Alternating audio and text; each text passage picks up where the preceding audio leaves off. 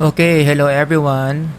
Ang lecture natin ngayon tungkol na naman sa journal article, pang number 22 na natin to.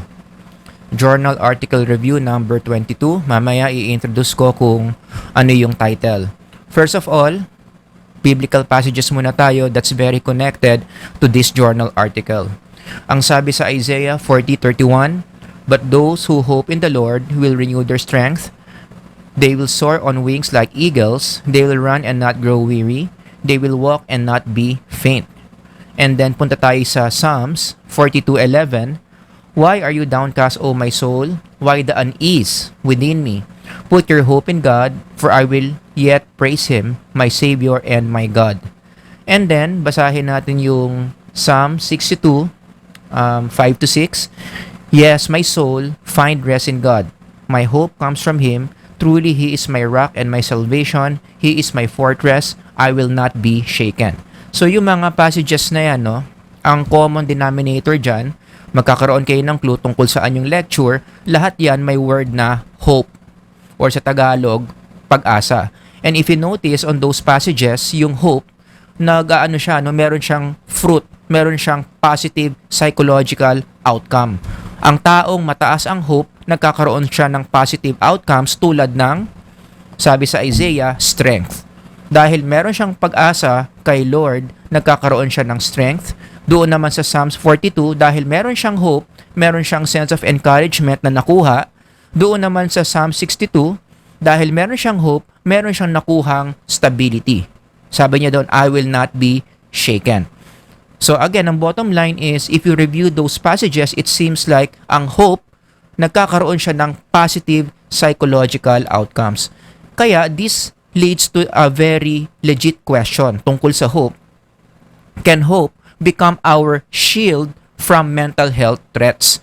Kung ito pala yung mga resulta ng isang taong mataas ang hope, meron siyang strength, encouragement, and stability, hindi kaya yung hope meron siyang parang shield effect, na kapag ang taong namumroblema, meron siyang hope, mas hindi mataas o mas hindi malakas yung epekto ng problema sa kanya. Are you getting my point? Kumbaga, ang hope ba, pwede ba siyang magsilbi as shield? Psychological shield natin against negative effects of problems in life. So kapag alam natin na meron tayong pagdaraanan ng mga challenges and problems at gusto nating ma-save yung mental stability natin, one way to do it is to ensure na bago tayo humarap sa mga problema, mataas dapat yung level ng hope natin. Got that? So that's a very good question to ask, no, in connection to hope. Let me repeat, can hope become our shield from mental health threats? Okay, let's be more specific. Threats like the following: wala kang pambayad ng utang, 'di ba? Or tanggal ka sa trabaho. Mali pa yung spelling ko ng tanggal. Ayusin natin. Tanggal ka sa trabaho. Or maliit ang sweldo mo pero ang dami mong kailangang gastos. Or biktima ka sa opisina ng chismis na hindi naman totoo. Jowa mo ro yung boss, hindi naman. 'Di ba? Or lagi kayo nag-aaway ng asawa mo, malapit na kayong maghiwalay. Or health problems like na-diagnose ka na meron kang cancer, kabata-bata mo pa. 32 ka pa lang, meron ka ng cancer.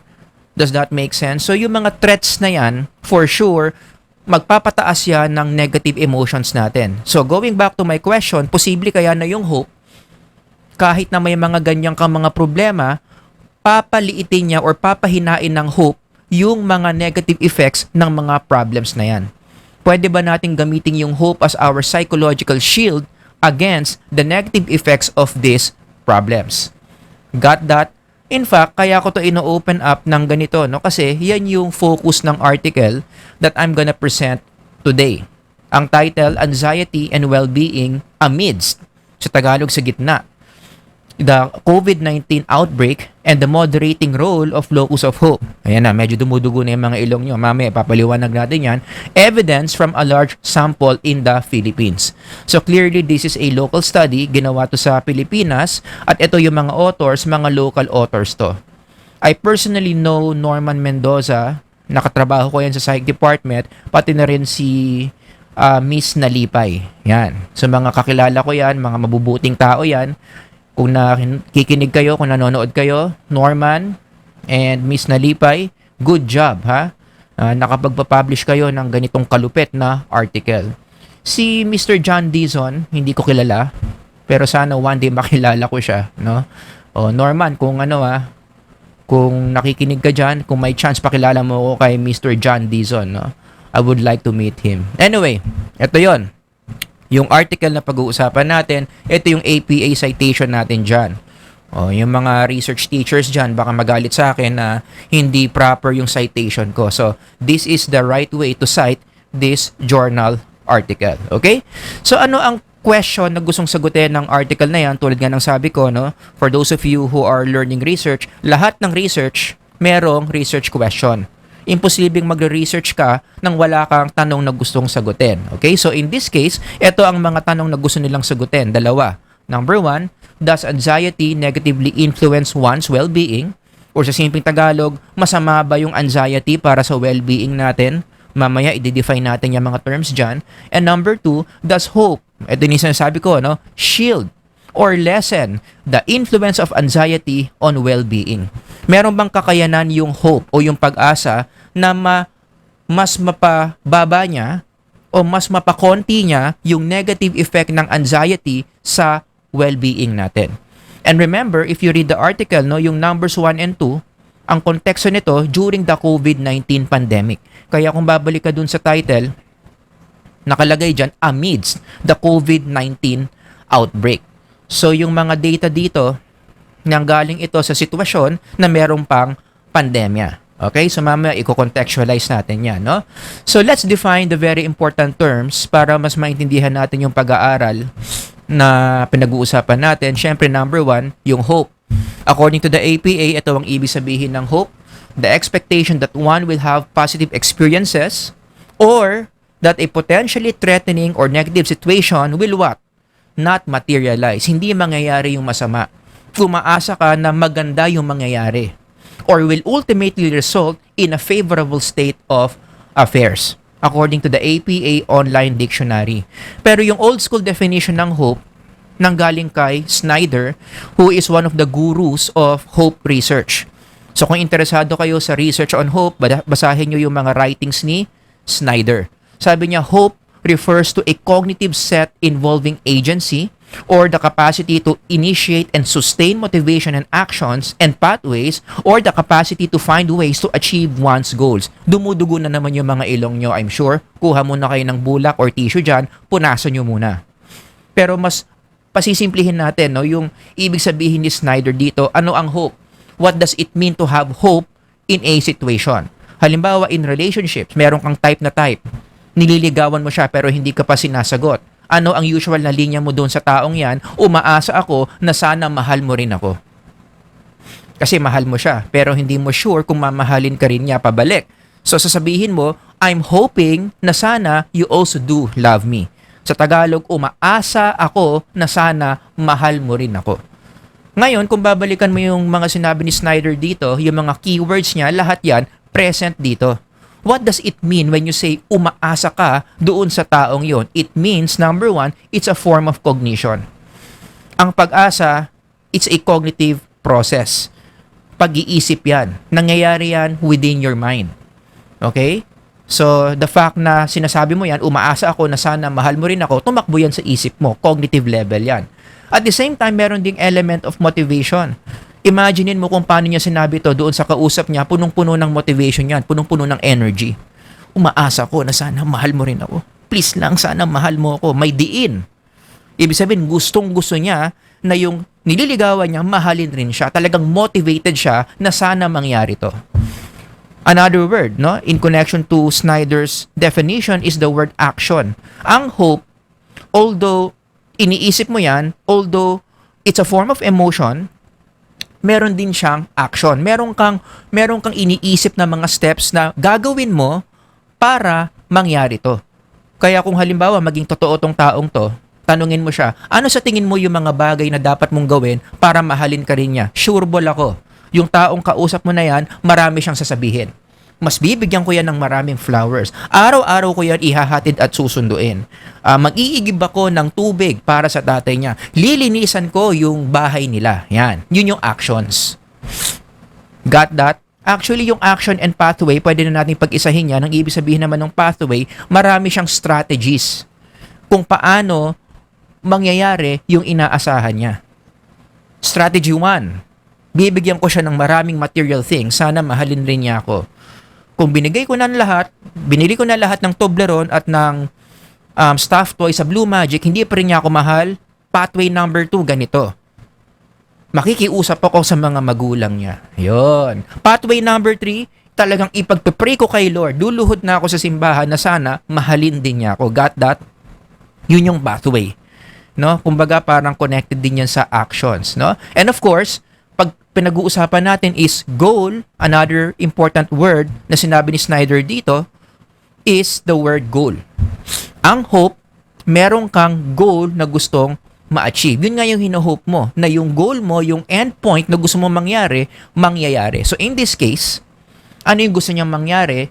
Gusto niya mangyari yung scenario na mahal niya yung nililigawan niya at yung nililigawan niya mahal din siya to the point na magiging sila, fast forward, magiging asawa niya. Got that? So kapag nasa isang situation ka na meron kang gustong mangyari in the future at yung mga elements na to nandito, present sa situation na yan, then that means you are hoping, you are in the process of hoping. Got that? Yun ang ibig sabihin ng hope. Another example, ito mas practical to, yung mga ganitong balita, anak ng mangingisda, nakagraduate. Now, balik tayo dun sa time na gagraduate pa lang siya. For sure, itong batang to, habang hindi pa siya gumragraduate, itong mga words na to are at work in her life. Iniisip niya na gusto niya makagraduate. For sure, mataas ang motivation niya na makagraduate. Kaya nagpupuyat yan sa lahat ng exam niya. Lahat ng klase pinapasukan niya kahit bumabagyo, hindi siya mag-absent. No? Marami siyang actions and pathways na ginagawa. Marami siyang paraan, marami siyang strategies para makakuha siya ng mataas na grades. And of course, klarong-klaro sa isip niya all throughout these times habang nag-aaral siya kung anong goal niya. Ang goal niya makagraduate at makatulong sa mga magulang niya. Kaya hindi ito nagbo-boyfriend. Kaya hindi ito nagbubulakbol. Kaya hindi ito nagkakating classes. Bakit? Maliwanag na maliwanag sa kanya kung ano ang goal niya. So all these words are present in this person's psychological life. So that means habang nag-aaral siya papuntang graduation, punong-puno siya ng hope. Punong-puno siya ng pag-asa. Got that? Yun ang psychology of hope. Now, very quickly, if you read the literature on hope, no, may dalawang sources daw yan. Saan nanggagaling ang pag-asa? It could be number 1, internal. Ibig sabihin, ikaw mismo ang pinanggagalingan ng pag-asa mo. Meron ka mang sinasabi sa sarili mo na nakakasustain ng hope mo. Like for example, ang goal mo, remember, hope always involves goals. Ang goal mo makabayad ng utang. So kapag internal ang source ng hope mo, ikaw mismo yung magbibigay sa sarili mo ng hope. Ikaw mismo yung mag-iisip, ikaw mismo yung magmo-motivate sa sarili mo, ikaw mismo yung gagawa ng actions and pathways para makabayad ka ng utang. So sasabihin mo sa sarili mo, marami akong paraan na gagawin para makabayad ako ng utang kasi talagang gusto kong makabayad sa utang. Ayoko nang nagigising sa umaga na may utang ako sa kanyang 500,000 pesos. Got that? Ikaw mismo yung nagsusustain, yung nagpapainit ng hope mo. Kapag external naman, from the word no itself, external, ibig sabihin sa labas, yung hope mo nanggagaling from outside yourself. Tulad ng, for example, mga kaibigan mo. So, halimbawa, yung mga kaibigan mo, sinasabihan ka, kaya mo yan, bro. Alam namin, malapit na yung board exam mo at umaasa ka na makakapasa ka sa board exam, kaya mo yan, bro. See, hindi naman ikaw nagsabi sa sarili mo niyan eh. Kasi ikaw duda ka sa sarili mo. E buti na lang yung mga friends mo na sense na duda ka sa sarili mo, pinataas nila yung hope mo. External source of hope yon. Or, mas gusto ko mag-focus dito, hindi kita pababayaan anak. Sino nagsabi niyan? Si Lord. When a spiritual being, when a deity such as God, siya yung nagbibigay sa iyo ng hope, siya yung nagbibigay sa iyo ng pag-asa, yan, that's one example of external hope. Actually, in the literature, kaya sinabi ko, gusto kong i-emphasize to, no? Anong tawag sa hope? na nanggagaling sa deity, specifically God. Ang tawag dyan, spiritual locus of hope. Kaya ko binasa yung Psalm 42:11, kung babasahin nyo itong words na to, pasok na pasok sa definition ng spiritual locus of hope. Yung hope mo, yung motivation mo, yung pananampalataya mo na mangyayari ang isang bagay na gusto mong mangyari, nakadepende sa resources na ibibigay sa'yo ng isang spiritual being such as God. Sabi nga dito, why are you downcast, O my soul? Why the unease within me? Put your hope in God. Yun. Doon siya pumupunta. Kailangan ko ng hope, punta ako sa spiritual being, punta ako sa deity who is called God. In the literature, ang tawag dyan is spiritual locus of hope. Now, I would like you to pause this lecture. Kayo ba nakaka-relate sa spiritual locus of hope? Ikwento nyo dyan. Ilagay nyo sa comment section, when were the times in your life na talagang badly, may gusto kang mangyari. Tapos, hindi mo na alam kung anong gagawin mo, ginamit mo yung spiritual locus of hope mo. You just sat down and pray to God, Lord, I don't know if I can make this happen. Ibinibigay ko na sa ito. Ikaw na lang bahala. Let your will be done. Yan. When were the times na sinabi mo yun kay Lord? Anong issue mo nun? It could be financial, it could be health, it could be relationship, but I'm sure many of you nakarelate dyan. 'Di ba? Tinap mo, ginamit mo yung spiritual locus of hope mo to make something happen. Alright? So, one more thing about hope before we move on to the next concept. Hope is good for mental health. Kaya ang taong matataas ang hope, makakaasa ka na magaganda ang mental health niyan, and the reverse is true.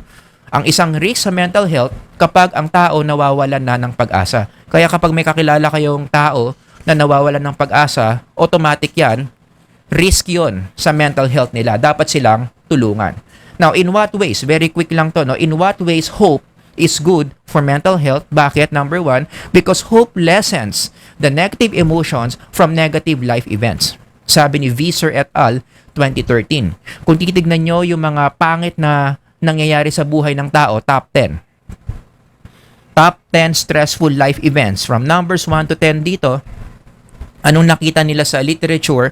Kapag ang tao naranasan yung any numbers here from 1 to 10, pero mataas ang level of hope niya before siya tamaan yan or habang tinamaan siya niyan, ano nangyayari? Yung negative impact of this, yung stress na nararanasan ng tao, hindi ganon katindi. Diba? Kaya, okay lang na maranasan mo yung numbers 1 to 10, pero sana hindi.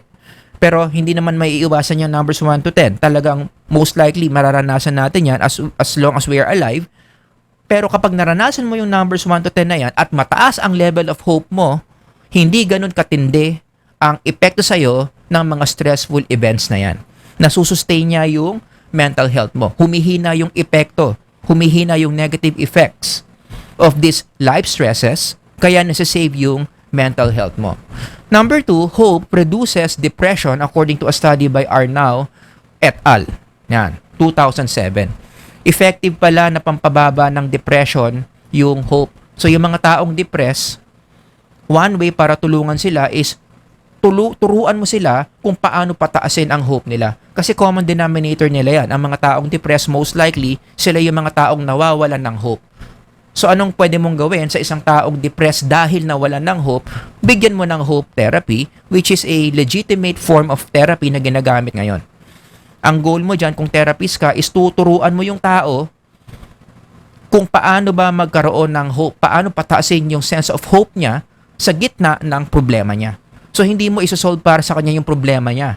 Ang gagawin mo, tuturuan mo siya ng psychological skill to manage his or her problem. And that psychological skill is your ability to improve your hope. Mamaya pag-uusapan natin yan.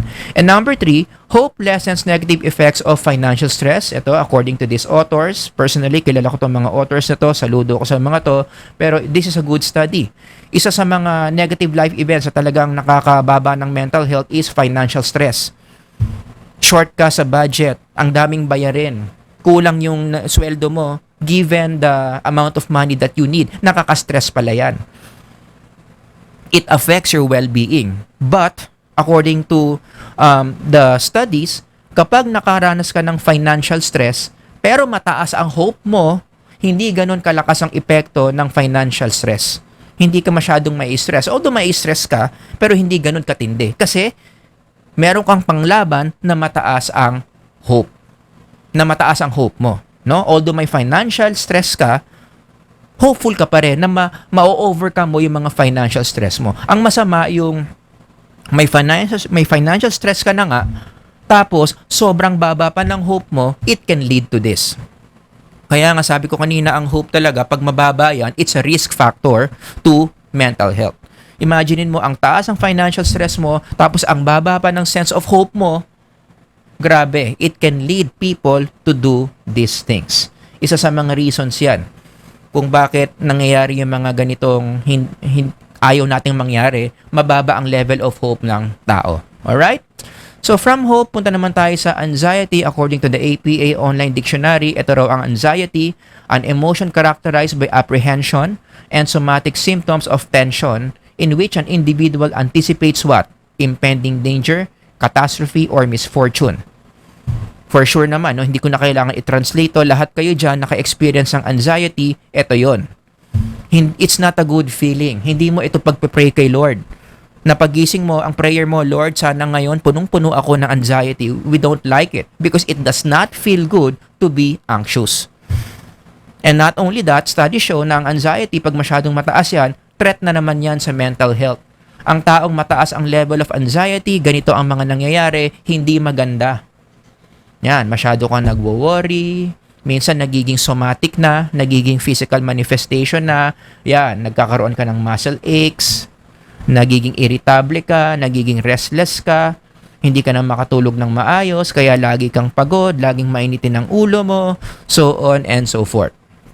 Lahat yan, negative effects ng anxiety. In fact, another evidence na hindi maganda ang anxiety sa mental health kahit sa ICD-10 'Diba? Sa ICD-10, hindi considered na hindi maganda kapag sobrang taas ng anxiety mo. It's a diagnostic criteria or it's a diagnostic condition. Even in DSM-5, I forgot to mention, ang tawag dyan, generalized anxiety disorder. Sobrang taas ng anxiety, out of control na, it can lead to a diagnosis. Yan. Sa DSM-5 man yan or sa ICD-10, ang bottom line, hindi maganda na masyadong mataas ang level of anxiety natin. And last one, i-define naman natin yung well-being according to the online dictionary of APA, state of happiness. Ito maganda. Gusto nyo yan, happiness. And contentment. With low levels of distress, overall good physical and mental health and outlook or good quality of life. Ito yung gustong-gusto natin. Isa sa mga ipagpe-pray mo yan, Lord, sana today, or Lord, sana in the next 5 years, maganda ang well-being ko.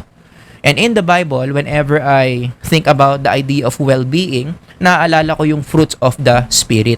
Ang isang tao na pinasukan ng Holy Spirit at ang Holy Spirit namunga sa kanya, namunga sa psychological life niya, we can say that that person will experience increase in well-being. Kung i-combine mo, no, or kung i-compare mo, I mean, etong definition ng APA sa well-being, tignan nyo to, basahin nyo, tapos i-connect nyo dito, punong-puno ka ng love, joy, peace, patience, kindness, generosity, it's basically the same. There are parallel to each other. Yan. Kaya ang Holy Spirit talagang pagnanahan yan, nanirahan yan sa isang tao, at namunga ang Holy Spirit in our psychological sphere, tataas yung sense of well-being natin. Another example of a situation in our life na talagang mataas yung well-being natin kapag kinakasal. 'Di ba? On the day of the wedding, talagang ang mga tao matataas ang well-being. Yung husband, yung bride, yung groom, yung mga nanonood ng wedding, lahat sila punong-puno nito. Kaya ang wedding day, isa yan sa mga pinakamasayang event that you can experience because everyone in that experience, everyone in that setting, mataas ang well-being. Kitang-kita nyo yung mga fruits of the Spirit. Punong-puno ng love in that event. Joy, peace, kindness, so on and so forth. Got that? So yun yung tatlong variables, no, na pinag-aaralan natin in this journal article na baka nalimutan nyo na yung research questions. Ito yung research questions. Ulitin ko lang. Yeah, just read on your own silently. Alright? So, paano nila sinagot yung research questions na yan? Ito yung kanilang conceptual framework. In-screenshot ko yung journal article. Ito yung itsura ng kanilang framework. I-zoom in natin. Alam ko dumudugo na naman yung mga ilong ninyo. Tumataas na naman yung mga blood pressure nyo. Every time you see these kinds of images, di ba, nai-stress kayo. So, mas pasimplihin natin. If I'm gonna summarize this conceptual framework, ito yung gusto nilang sabihin o yung pag-aralan in this study. So, number 1, yung pula na bilog reflects question number 1. Sabi dito, does anxiety negatively influence one's well-being? Ano ang influence ng anxiety papunta sa well-being? That's red. Yung green naman is, does hope shield or lessen the influence of anxiety on well-being? Dahil ba sa presence ng hope, may influence ba ito sa koneksyon ng anxiety papuntang well-being? Or in research language, gusto nating malaman kung yung hope ba, moderator ba siya? Meron ba siyang moderating effect in the relationship between anxiety and well-being? Mamaya, mas pasisimplihin natin yan. Methodology, ito yung mga participants nila. Ang dami, grabe. 10,529 people. O, alam naman natin sa research, mas maraming participants, mas nagiging maganda yung study, no? Majority of these were women. Ang age range nila from 18 to 70 years old. Etong 10,000 plus na to, binigyan ng 3 psychological instruments para masagot itong mga questions nila. Speaking of instruments, ito yung mga ginamit. Number 1, gumamit sila ng Mental Health Continuum short form na sinulat o ginawa ni Lammers et al. 2011. Ito yung ginamit nila pang measure ng well-being. Going back to the framework, dapat kasi lahat yan ma-measure mo. So yung well-being, para masukat yan, gumamit nga ng number 1. Mental Health Continuum short form. 14 items at yung instrument na ito, dinidivide niya yung well-being into 3 types. Merong psychological well-being, gaano ka kalinaw mag-isip, emotional well-being, gaano ka positive yung emotions mo sa sarili mo, at social well-being, gaano ka okay yung relationship mo o yung feelings mo towards other people. So may 3 klase pa ng well-being. Alright? Number 2, gumamit sila ng Generalized Anxiety Disorder 2 scale para ma-measure nila itong anxiety. So 2 items lang to, sabi doon sa article nila, 2 items na sinulat in Filipino. If I'm not mistaken, itong items na to sasagutan in a Likert format. Nalimutan ko kung ilang points na 1 to 5 ba or 1 to 4, i-check out nyo na lang. Pero ito yung mga sample items. Actually, not sample items. Ito na yung items kasi nga 2 lang. Pakiramdam, na ninenervyos, nababalisa o tensyonado. Item number 2, meron akong kawalan ng kakayanan na pigilan o kontrolin ang pag-aalala. Yan, i-rate mo yan in a scale of 1 to 4. Which hindi ko sure kung 1 to 4. I-check nyo na lang. No? Basta Likert format ito, sagutan mo yung 1 and 2, computein mo yung raw score, that will be your overall anxiety. Yan ngayon yung dito. Got that? Next, ang number 3, syempre, ang dapat mo na lang sukatin dito, yung hope. Paano nila sinukat yan? Gumamit sila ng locus of hope, short form, in Filipino. So, ibig sabihin, meron ito in English. So, yung English, translate sa Filipino by Bernardo and Mendoza, 2021. Ito, mga kakilala ko rin to, ha? Mga mabubuting tao to at magagaling sa psychology. Ha? Yan. So, 16 items to. A total of 4 dimensions pala yung mini-measure ng instrument na to. So, 16 items, 4 na items under internal, peer, family, and spirituality. So, ito yung iba't ibang klase ng hope. Merong hope na internal, merong hope na peers, merong hope na family, at merong hope na spirituality. Yon, sample items para meron kayong sense, no? Kung anong mini-measure dito. For the internal source of hope, ito yung item. External family item, ito yung isang sample. Kumpiyansa ako na suportahan ako ng aking pamilya sa mga importanteng layunin ko ngayon. Sa external peer naman, ito yung sample item, naabot ko ang aking mga layunin sa buhay ngayon dahil sa tulong ng aking mga kaibigan. Yung ifo-focus natin mamaya, yung external spiritual, 1 item, goes like, maabot ko ang mga layunin ko sa buhay ngayon kung magtitiwala ako sa Diyos. Yun. Nakarinig na tayo ng spiritual being, nakarinig na tayo ng deity who is God. Got that? So, yun yung mga instruments na binigay nila sa mga participants, no? To measure all these variables para masagot nila yung dalawang research questions nila. Okay? So, anong mga ginamit na analysis dito? Gumamit sila ng tinatawag na moderation analysis. Of course, nag-run din sila ng correlation. Pero doon sa moderation part, sa number 2, para masagot kung moderator nga ba yung hope between anxiety and well-being, nag-moderation analysis sila. Yun yung gusto nilang malaman. Para sa mga nag-aaral dyan ng research, anong ibig sabihin ng moderation? Gusto mong malaman kung itong variable na to, nai-impluwensyahan niya yung relationship between this variable and that variable. Kumbaga, sa simpleng Tagalog, no, in the context of this study, ang gusto nilang malaman is, yan, Tagalogin ko na lang, nakadepende ba sa hope ang lakas ng influence ng anxiety sa well-being?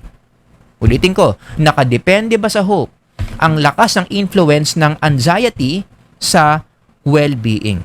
At ano ang hypothesis nila? Ito, humihina ang pangit na influence ng anxiety sa well-being kapag mataas ang hope ng tao.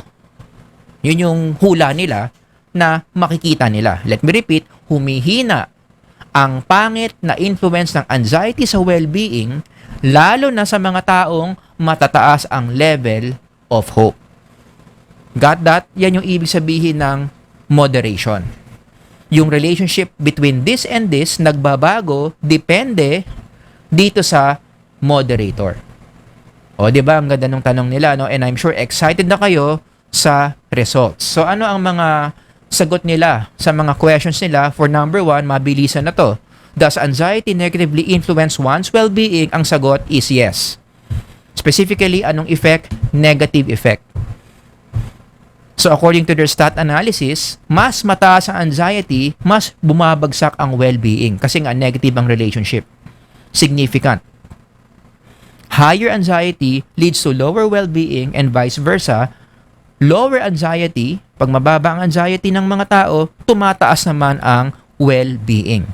In their own words, sa kanilang article, sabi, the findings showed that anxiety is significantly and negatively associated with well-being.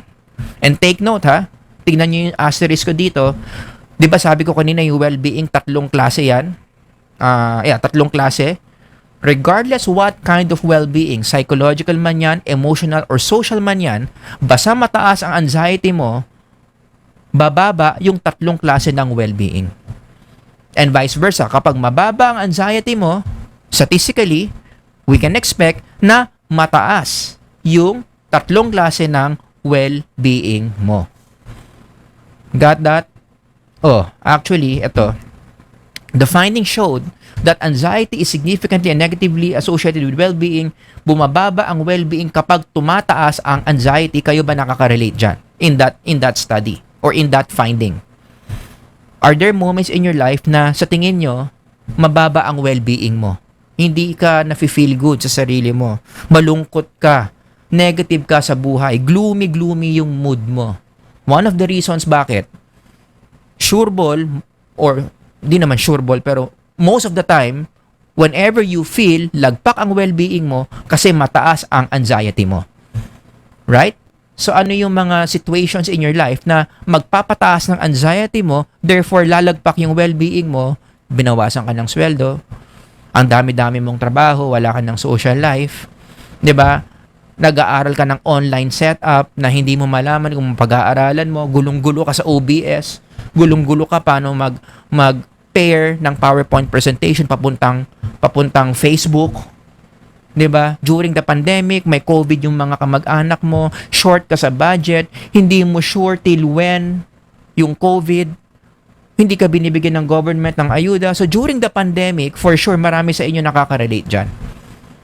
Lagpak ang mga well-being nyo. To the point, malapit na kayong ma-depress. Bakit? Kasi nga, for sure, itong mga bagay na yan, pinataas ng pinataas yung anxiety ninyo. O, di ba? And the reverse is true. Di ba? Tumataas naman ang well-being kapag bumababa ang anxiety. When are the times na sa tingin nyo mataas na mataas ang well-being nyo? Recall. Hulaan ko, bakit mataas ang well-being nyo? Kasi wala kayong masyadong iniisip. Wala kayong masyadong anxiety. Right? Pag wala tayong masyadong isipin, wala tayong masyadong kinatatakutan, wala tayong masyadong inaalala, tumataas talaga yung well-being natin. For example, during birthdays. Di ba pag birthday natin, mababa anxiety natin because people around us will take care of the things for us kasi birthday natin. Hindi tayo mamumroblema sa trabaho kasi naka-leave tayo, birthday natin. Hindi tayo mamumroblema sa pagkain kasi yung mga mahal natin sa buhay, ipagluluto tayo. Hindi tayo mamumroblema sa regalo kasi sila yung bibili ng regalo para sa atin kasi birthday natin. Kaya pag birthday mo, for sure, mababa anxiety mo, ang influence nun, tataas yung well-being mo. Kaya excited lagi tayo mag-birthday. Kasi pag birthday natin, tumataas yung well-being natin. Bakit? Kasi mababa yung anxiety natin. O i-relate mo na ng COVID-19. During the pandemic, sino yung mga taong sino yung mga taong matataas ang well-being? Kahit na pandemic, yung mga mayayaman. Although hindi ko sinasabing never na anxious ang mga mayayaman. Marami rin naman mga mayayaman na anxious din. Pero mas maraming mayayaman yung hindi ganun katindi yung anxiety during the pandemic. Bakit? Kasi nga, mababa yung anxiety nila na sustain yung well-being nila. Tingnan nyo naman yung nasa purple box. Kung mayaman ka, dito ka nakatira, meron kang 8 million sa bangko habang may pandemic, wala kang kaproblema. Hindi mo ito pagdaraanan. So yung anxiety mo, mababa, nasusustain mo yung well-being mo. Yan, di ba? Naging ano pa nga yan naging issue pa yan during those times. Yung mga mayayaman na nagpo-post na parang walang pandemya, nag-e-enjoy pa, kumakain pa ng masarap, they were labeled as insensitive. Di ba? O bakit nga sila ganon? Bakit kaya nila mag-post sa mga ganon? Kasi nga, in their perspective, hindi ganon kataas yung anxiety nila. Mataas yung well-being nila, so nai-spill over nila yung mataas sa well-being sa social media. Kaya sila nagpo-post ng mga ganon. Alright? So, yan yung sagot. No? Going back to research question number 1, does anxiety negatively influence well-being? Ang sagot, yes. Punta tayo sa number 2, ano sagot? Does hope shield or lessen the influence of anxiety on well-being? Sagot, yes. In research language, hope is a confirmed moderator between anxiety and well-being. In their article, basahin ko word for word, sabi nila, lower anxiety symptoms are linked with higher psychological, social, and emotional well-being, especially among those with high internal and external spiritual locus of hope. Yan yung ibig sabihin pag sinabi mong ang hope, moderator ng anxiety and well-being. Basahin nyo na lang to ng paulit-ulit para mag-gets ninyo. Pero kung i-rephrase ko to in a more layman's terms, ang ibig sabihin lang yan is tumataas ang well-being ng mga taong mababa ang anxiety, lalo na kapag mataas ang hope nila. Let me repeat. Tumataas ang well-being ng mga taong mababa ang anxiety, which is good. Pero kailan lang mangyayari yon? Hindi lagi nangyayari yon. Nangyayari lang yon kapag, in the first place, mataas yung level of hope nila.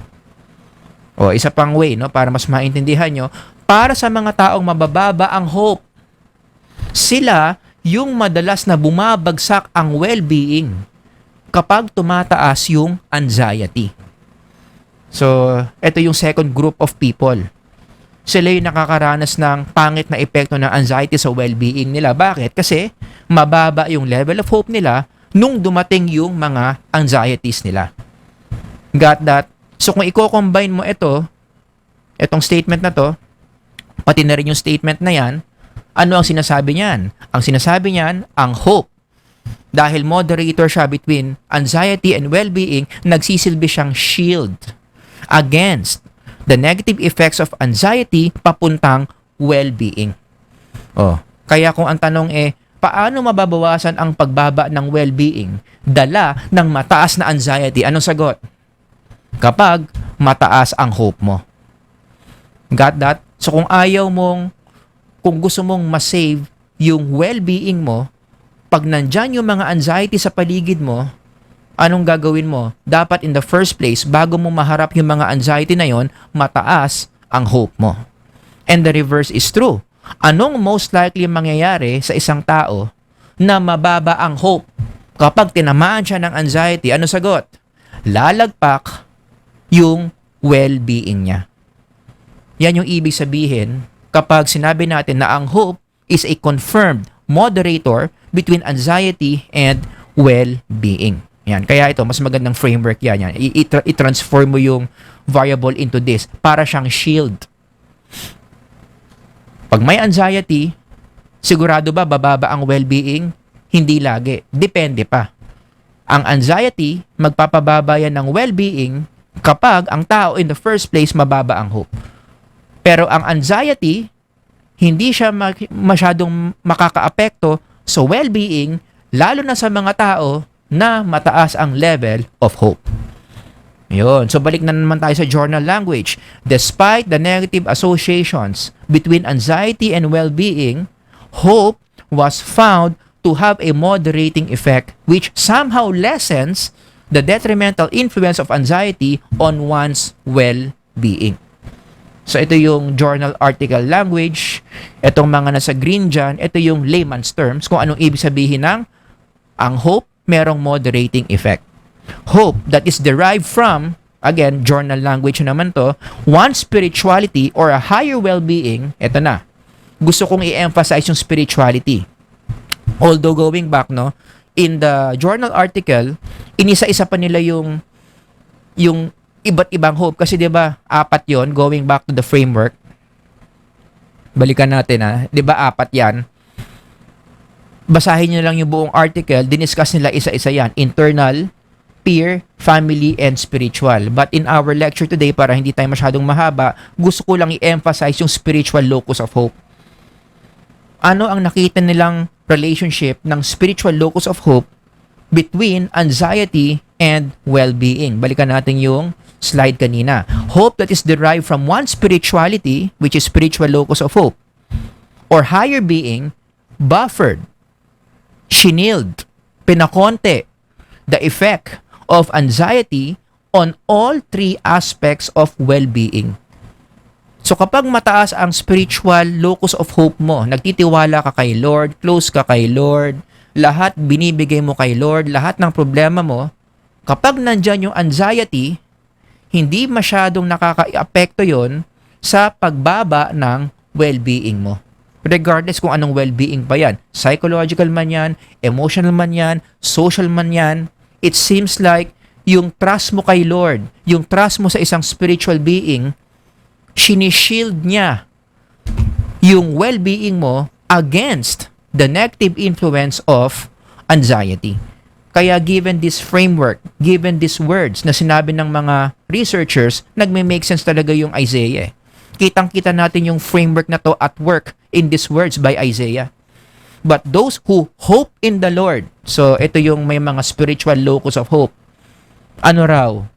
Will renew their strength. Yung anxiety, hindi sila pahihinain. They will soar on wings like eagles. They will run and not grow weary. They will walk and not be faint. So kahit may mga problema sila, nasusustain yung strength nila. Bakit? Kasi yung hope nila kay Lord nandoon. Hinaharangan yung negative influence ng anxiety papuntang well-being nila. Nagme-make sense din yung sa Psalms in connection to this framework. Diba? Anong sinabi ulit? Why are you downcast, O my soul? So may pinagdaraanan to. Why the unease within me? Put your hope in God, for I will yet praise Him, my Savior and my God. Actually, itong Psalm 42:11, nandoon na siya sa stage na yung anxiety, pinababa na yung well-being niya doon sa first part. Diba? Downcast na nga siya. Meron na siyang uneasiness. Mataas yung anxiety niya dito. Meron ng effect yon sa well-being niya.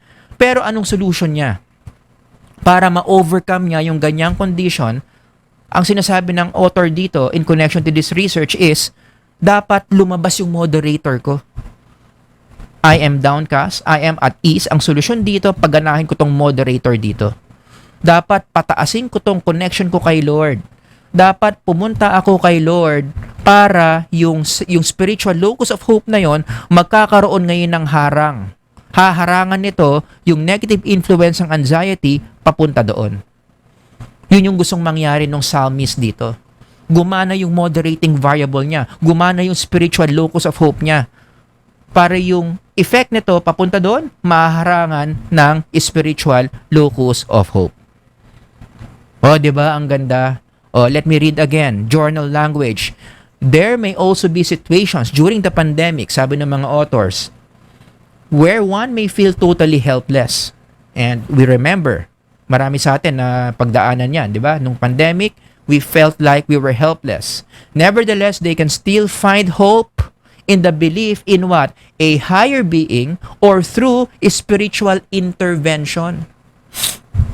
Sino dito nakaka-relate? During the pandemic, mataas yung anxiety mo, naapektuhan yung well-being mo, anong solution mo? Pagganahin mo yung moderator mo.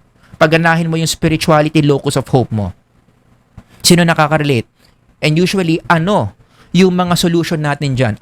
Ano yung mga ginagawa natin na pampagana ng spiritual locus of hope?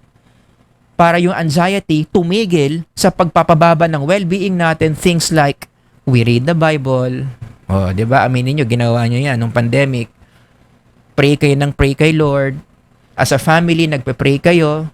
'Di ba? Nagkakaroon kayo ng corporate prayer. Tinawagan mo si pastor, nag-open up ka ng mga existential issues mo. Sa kanya mo tinanong yung mga questions mo about kay Lord. Pastor, si Lord ba, alam ba niya na masama ang COVID? Bakit niya hinahayaan na may COVID? Yan. Tapos sinagot ka ng pastor mo. 'Di ba? Nag-undergo ka ng online worship. Umattend ka ng mga online Bible study para magkaroon kayo ng fellowship. Nanonood ka ng mga video sa YouTube na may kinalaman sa biblical messages. Aminin nyo, ginawa nyo yan. And for a lot of you, it worked. Right? Pinagana nyo yung moderator nyo. Kaya nung pinagana nyo yung moderator nyo, tumaas yung spiritual locus of hope nyo, ano nangyari? Nag-improve yung well-being. Sumaya kayo ng konti. Medyo nabawasan yung mga alalahanin nyo, nabawasan yung worry at anxiety nyo. Bakit? Kasi nung pinagana mo to, hinarangan nito yung influence and anxiety sa well-being. Ayan o, yan. Naharangan niya. Dahil pinagana mo to. Diba? Yun yung ibig sabihin ng results na sinasabi ng mga researchers dito. Kaya nga, in connection to this, i-connect natin dun sa isa pang verse na binasa natin kanina. Sabi ng psalmist dito, yes, my soul find rest in God. My hope comes from Him. Truly, He is my rock and my salvation. He is my fortress. I will not be shaken. I want to emphasize on those words. Fortress, not shaken, gives you stability. Diba? May mga times during the pandemic, feeling natin yung life natin is already so unstable. Hindi natin alam kailan matatapos. Kung may trabaho pa tayong babalikan. Pero nawala yung instability na yon, nawala yung insecurity na yon, bakit? Pinagana mo kasi yung spirituality locus of hope mo. Marami mga tao, based on their data, ginawa yon and it worked. Kaya na-sustain nila yung kanilang well-being kahit na pandemya. Nagigets nyo? Kaya yung mga passages na binasa ko talagang tugmang-tugma dito sa framework na to. Got that? So going back to my question a while ago in my first few slides, can hope become our shield from mental health threats, which is the essence of the study na pinag-aralan natin today? Ang sagot is yes. Confirmed empirically, scientifically na ang hope meron siyang ganyang function. It can function as a shield against factors that will threaten our mental health. So going back, research question 1, ang sagot, yes. Hindi maganda ang anxiety sa well-being natin. Number 2, ang hope ba pwede natin gamitin para maharangan natin yung negative influence ng anxiety sa well-being natin? Yes ulit. Kung gusto mong ang anxiety, hindi niya i-mess up yung well-being mo, you should work on your level of hope. Okay? In closing, ano yung mga lessons and applications natin? Mabilis na lang to, no? Number 1, Based on this article, I hope you realize this, that anxiety is a risk factor to mental health. Talagang undeniable, nakadagdag na naman tong study na to in confirming na hindi maganda talaga ang anxiety sa mental health natin. In the literature, ang tawag dyan neuroticism. 'Di ba? Ang dami nating mga literature to support the idea na ang neuroticism hindi talaga maganda sa mental health yan. And one of the number one forms of neuroticism is worrying, na sobrang taas during the COVID-19 pandemic. Kaya during the pandemic, ang dami mga tao talagang to the roof. Abot bubong ang level of neuroticism, which impaired a lot of people's mental health. Kaya ang simpleng application dito is, kung hindi maganda ang anxiety sa mental health, dapat one of the skills that we need to develop within ourselves is kaya nating i-avoid dapat yung worry. Let me emphasize that this is a mental skill. Kakayanan to psychologically na pwede nating practicein para gumaling tayo na hindi mag-worry.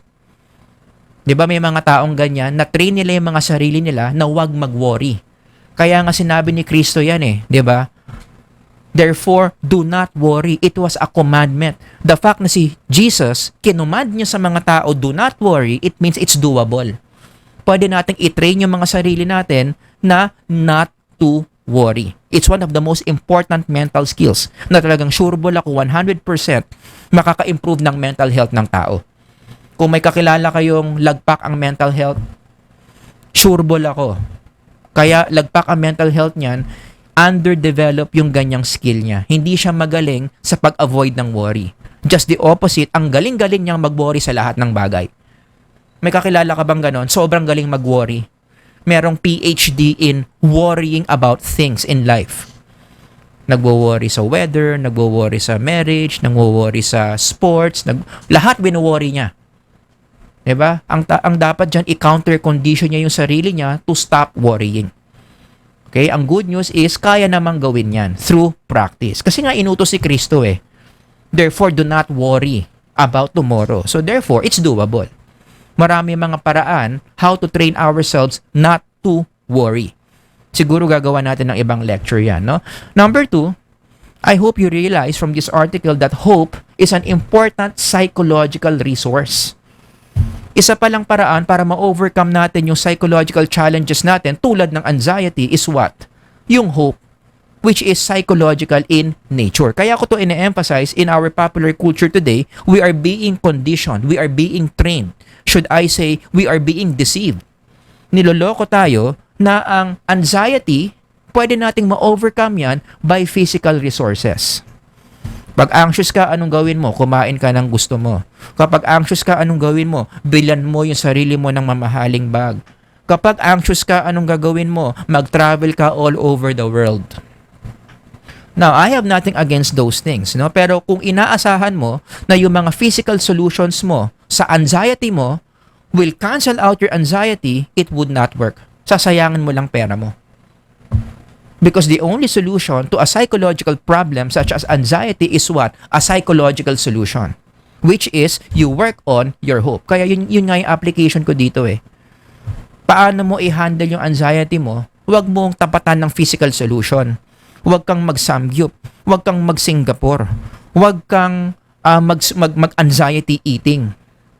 Nagigets nyo? Dapat ang solution nyo sa anxiety is psychological solution because anxiety is a psychological problem. Does that make sense? Ano yung psychological solution na yon? Eto, i-develop mo yung hope skills mo. Again, let me emphasize that hope is a psychological skill, although it can be considered as an emotion. Sinasabi sa literature yan, sinabi ni Snyder yan, na merong hope na in the form of emotion, pero para maramdaman mo yung emotion of hope, meron ka muna mga psychological steps na gagawin na pwede mong i-practice, pwede mong pag-aralan para mapalabas mo yung emotion of hope. 'Di ba? At yun ang isa sa mga lessons na pine-prepare ko. I have an upcoming lecture on that. Paano ba magkaroon ng hope? Ano yung mga different steps na pwede nating gawin para ma-sustain natin yung hope natin? Abangan nyo yan. 'Di ba? But then again, ang mahalagang idea dito in connection to number 2, no, is pwede nating pag-aralan, pwede nating i-practice na ma-sustain natin yung hope natin. Exactly what these passages are saying. Di ba? Yung phrase dito na put your hope. O di ba that's something doable? Na-anxious ka? Gusto mo maprotektahan yung well-being mo against that anxiety? What should you do? Put your hope in God. May mga steps yan. How do you put your hope in God? Gagawa natin ng lecture yan. Oh. May isa pa, yung again, sa Psalm 33:22 naman. May your loving devotion rest in us, O Lord, as we what? All together read, put our hope in you. Kaya nga inuutos ng Bible yan na iput mo yung hope mo sa isang spiritual being such as God because it is something doable. Pwede mong pag-aralan, pwede mong pag-practicean. Right? In fact, baka sabihin nyo, ako lang nag-iimbento, no? Na ang hope, it's something, it is a skill. Baka iniimbento ko lang yung idea na yan, hindi. Even the authors agree with me na ang hope is something that we can practice. In fact, sabi nga nila in their discussion part of the paper, ang hope, merong mga dinidesign na interventions na ang goal is masustain yung level of hope. Basahin nyo na lang tong part na to. Masyadong mahaba, but you can just pause the lecture if you like. We can design certain interventions na ang goal ng interventions na yan is pataasin yung level of hope. Oh, let me read this part. Still in their discussion section, indeed, there are already existing hope interventions. Pag pumunta ka sa mga hope interventions na yan, tuturuan ka doon ng mga steps kung paano mo mapapataas yung level of hope mo. Yan, basahin nyo na lang tong author na to. Indeed, there are already existing hope interventions for well-being that can easily be modified for this particular context. Kaya nakaka-excite to, no? Na dapat talagang alam nyo ano yung steps para mapataas nyo yung level of hope ninyo. Very useful yan, especially kapag inaatake kayo ng anxiety. Pataasin yung level of hope nyo, no? And last one, number 3, choose to develop the best type of hope. Sabi ko kanina, may iba't ibang klase ng hope. Sabi ng mga authors din, merong hope galing sa sarili, merong galing sa peers, sa pamilya, and spiritual hope galing sa spiritual being. Siyempre, magiging bias ako dito. If you're gonna ask me, dito sa listahan na to, ano ang pinakamagandang source ng hope, I would go to the spiritual. Ang pinakamagandang source ng hope is God Himself. Why? Ano ang common denominator ng self, peer, and family? Many times, they fall short of the hope that you need. Does that make sense? Nakaka-relate ba kayo na there are times kailangan nyo ng hope? Humingi kayo ng hope sa sarili nyo. Humingi kayo ng hope sa peers ninyo, sa kaibigan ninyo. Humingi kayo ng hope sa mga pamilya ninyo. Anong na-realize nyo? Etong mga to, wala ring hope. Ikaw ngayon nawawalan ng pag-asa Ba't ka hingi ng hope sa sarili mo? So wala ka, na-out ka na sa listahan. Siguro yung best friend mo. Ang problema, nawawalan ka ng pag-asa. Pati yung best friend mo, nawawalan ng pag-asa. Di wala rin. Lalo na yung parents mo. Nawawalan ka ng pag-asa. Pero sa tindi ng problema nyo, pati yung mga parents mo, nawawalan na rin ng pag-asa. Human beings fall short of the hope that you need. Kaya sabi ko dito, can you relate? Kahit sa love life, di ba? Umaasa ka sa taong yon, mamahalin ka. Ano nangyari? Bigo ka. Hindi ka niya nabigyan ng hope na kailangan mo because that person is just a person. Hindi sila stable supply ng hope na kailangan natin. O kaya sino na lang ang lalapitan mo dyan? O, ang best source ng hope dyan is the spiritual being na hindi nauubusan ng hope. Diba? Kaya ang application dito in connection to this is matuto tayong i-prioritize na ang unang source natin ng hope is the divine. Prioritize divine hope over earthly hope. Don't get me wrong Hindi ko sinasabing isnabin na natin yung mga sarili natin, isnabin na lang natin yung friends natin, yung pamilya natin. Kasi yung mga wala namang mga hope yung mga yan. May mga times naman meron silang mga hope at pwede nilang i-share sa atin. Pwede nila tayo i-encourage. Diba? Pero hindi dapat sila yung number one source. The moment na kailangan mo ng hope, ang sinasabi ko dito, dapat i-prioritize mo yung spiritual locus of hope over all the other forms of hope. Because again, ano ang advantage ng spiritual locus of hope compared to these other sources of hope?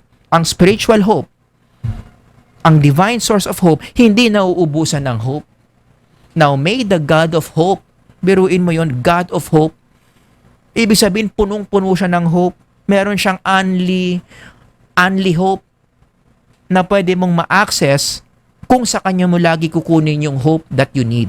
Now, may the God of hope fill you with all joy and peace as you believe in Him, so that you may overflow with hope by the power of the Holy Spirit. Sa Tagalog, nag-uumapaw ka ng hope. Imposible kasi na kapag ang tao ang source mo, mag-uumapaw ka ng hope eh. Siguro konti. 'Di ba? Konting hope galing sa self, konting hope galing sa peers, konting hope galing sa family. Pero kapag ang source ng hope mo is the divine, the God of hope, hindi lang konti yung hope na marireceive mo. It's overflowing, nag-uumapaw. Got that? One last passage in connection to this, what I'm saying. Ganda rin nung sinabi sa Psalms 146. Do not put your trust in princes, nor in a son of man or tao, in whom there is no help. His spirit departs, he returns to his earth, in that very day his plans perish. So wag ka raw humingi ng hope sa tao, wag mong i-prioritize yan. No? Happy is he. Sino yung maganda ang well-being? Who has the God of Jacob, spiritual being, for his help.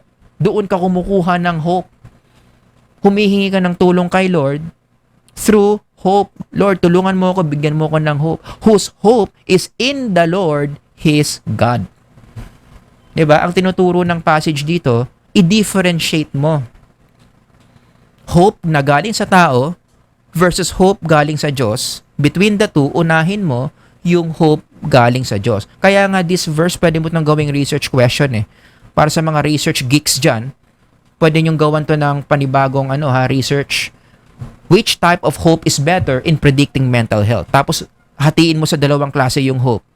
Social hope, ibig sabihin galing sa tao versus spiritual hope, galing kay Lord. Ako, ang hypothesis ko dito, mas powerful predictor ang spiritual hope of a good mental health compared to social hope. Yan. I-test nyo yan. Magandang research question na sagutin yan. Di ba? Meron na kayong research question na sasagutin in connection to the psychology of hope. Alright? So again, marami pa akong hindi diniscuss dito sa article ng mga researchers na to. If you want the full detail, lahat ng sinabi nila in the article, isa lang paraan dyan, basahin niyo yung article. Diba? Alright, so ang mga present ko lang dito yung mga highlights of the article, but overall, grabe, napaka-life-changing, napaka-spiritually enriching ng mga sinasabi nila in this article. Talagang I highly recommend you read this. Alright? So, yan. Diyan nagtatapos yung ating short lecture on this journal article. Grabe, I highly recommend you read it. Hanggang sa susunod na lecture, God bless everyone. Sir Howard here. Bye-bye.